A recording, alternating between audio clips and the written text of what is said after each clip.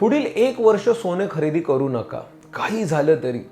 हे फक्त आता आम्ही नाही सांगत आहोत, तर आपल्या देशाचे पंतप्रधान माननीय नरेंद्र मोदी सुद्धा सांगत आहेत. पण हे का बरं सांगत असतील, थोडासा विचार करूया. मार्च महिन्यापासून आपण युद्धजन्य परिस्थितीतून जातो आहोत. अमेरिका इराणमधलं जरी युद्ध असलं, आखाती भागात जरी होत असलं, तरी ह्याचा परिणाम कच्च्या तेलाच्या किमतीवर झालेला आहे आणि साहजिकच त्यामुळे पेट्रोल डिझेल ह्यांचे दर वाढणं अपेक्षित आहे. पण भारताने अजूनही हे दर वाढवलेले नाही आहेत. याचा अर्थ पुढची काही दिवस पुरेल एवढा जरी पेट्रोल डिझेलचा साठा आपल्याकडे असला तरीसुद्धा कच्च्या तेलाच्या वाढलेल्या किमतीमुळे भारताचं आयातीचं बिल हे वाढत आहे. याचा परिणाम भारताच्या रुपयाच्या दरावर होत आहे. चलनवाढ ही त्यामुळे होते आहे.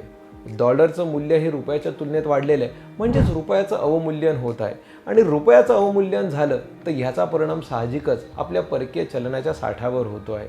म्हणजेच पूर्वी जेवढे पैसे आपल्याला द्यावे लागायचे त्यापेक्षा थोडेसे जास्त पैसे द्यावे लागतात आणि म्हणूनच रुपयाची ही घसरण थांबवण्यासाठीचा अजून एक चांगला मार्ग काय, तर सोनं हे आपल्या देशातलं एक भावनिक किंवा गुंतवणुकीचं माध्यम जरी असलं तरीसुद्धा हे पण आपल्याला आयात करावं लागतं.